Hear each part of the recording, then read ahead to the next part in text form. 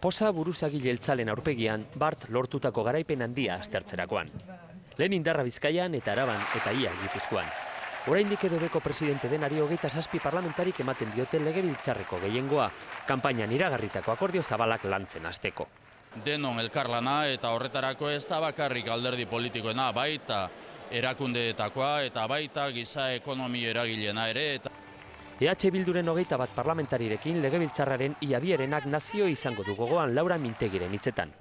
Koalizioaren emaitza historikoak goraipatu dituzte, 98an EHek eta EAK lortutakoak batuta baino gehiago. Inkesta batzuek emaitza hobeak iragartzen zizkieten ordea. Mintegik zehaztu du akordiorako bidea, eskubide sozialak eta normalizazio politikoa. Erabakitze eskubidea ipiniko dugu legebiltzarrean normalizazioaren bidea. Hori da gure konpromisoa. Lurralde bakoitzeko 3 ordezkari galdu dituzte sozialistek eta Patxi López bigarren hautatua ez den lehen lehendakaria izango da. Gaur arratsaldean aztertu ditu PSren exekutibak 3. tokian jarri duten emaitzak. Ez da espero buruzagi edo norabide aldaketa handirik. Jeltzalen eskaintzaren zain daude erabakiorrak izan daitezkelakoan. El tejado del señor Urkullu y son los primeros que tienen que mover pieza en esta circunstancia, ¿no? Oraindik okerrago PPek bizi izan duen hauteskunde gaua. El Partido Popular quería más escaños.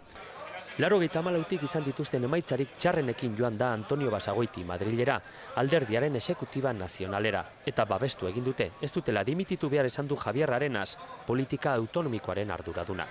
Y de Antonio Basagoiti solo se puede esperar que mire hacia el futuro. Euskadiko PP bihar bilduko da hauteskunde emaitzak aztertzeko.